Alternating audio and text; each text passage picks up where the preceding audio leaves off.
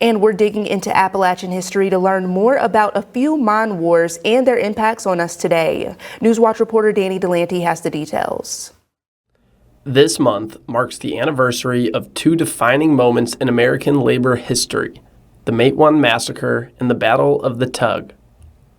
A century ago, these mountains shook not from mining blasts, but from gunfire. Coal miners took up arms against the companies that controlled their pay, their homes, and their future. The root cause was simple. Miners wanted to unionize. Basically, the mine wars came around as the effect of the United Mine Workers trying to unionize the coal companies at the time, and primarily in 1914 around Cabin Creek and Paint Creek in Charleston. The United Mine Workers began organizing in towns like Paint Creek and Cabin Creek.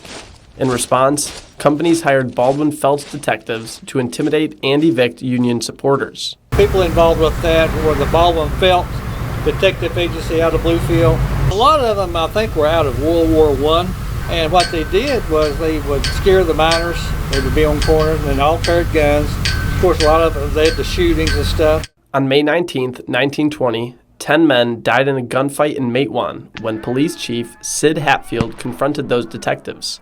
It became known as the Matewan Massacre. Then the mine war erupted again in 1920 in Matewan, and I think Ephraim Morgan was the governor at that time.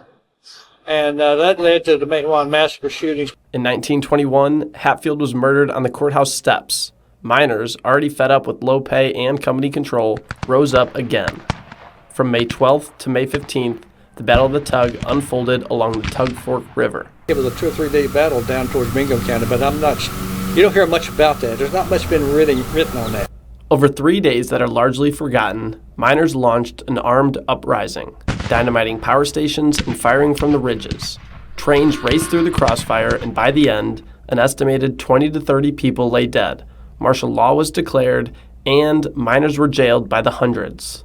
Although the land looks a bit different now, many relics of the past live on, including old script, badges, and stories we might never hear. Knowing it's a Baldwin badge, they had 300 detectives. Any one of them could have been wearing this badge during the mine wars at Paint Creek or Cabin Creek or even Ludlow, Colorado during the time, or the Logan County or Matewan when they had the battle down there. Somebody had this badge on, and they probably was involved in evictions or shootings or whatever.